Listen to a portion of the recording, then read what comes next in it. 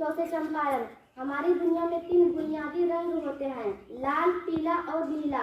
इन्हीं को मिलाने से बाकी रंग बनते हैं। कपड़ों की रंगाई के लिए कई तरह के पेड़ पौधों से लाल और पीला रंग आसानी से मिलता है, पर नीला रंग मुश्किल से मिलता है। भारत में नील के पौधे की खेती बहुत पहले से होती आ रही है। इससे कपड़े रंगने का नील बनता है। भारत पर अंग्रेजों का राज जमने के बाद नील के व्यापार पर भी उन्हीं का कब्जा हो गया।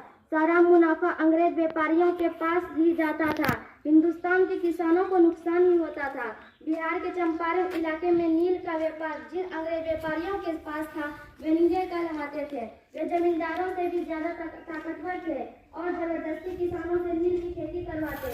किसानों से सस्ते में फसल खरीदते और बड़े मुनाफे पर उसे विदेश में बेचते थे। जो किसान मना करते उनसे नीले दुगना लगान वसूल करते। चंपारण के किसानों पर 40 से ज्यादा अलग अलग कर लगे हुए थे, यानी टैक्स। नीले मनचाहे करारनामों पर किसानों से दस्तखत करवाते।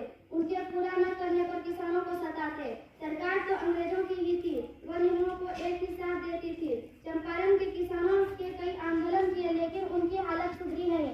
फिर सन 1917 के अप्रैल महीने में कुछ किसान गांधी जी को चंपारण ले आए। वे उस साल के अंत तक चंपारण में रहे और किसानों के साथ एक आंदोलन चलाया। यह भारत में पहला सत्याग्रह था। उसके बाद सरकार ने नीलों के अत्याचार पर रोक लगाई। धन्यवाद। तो देखा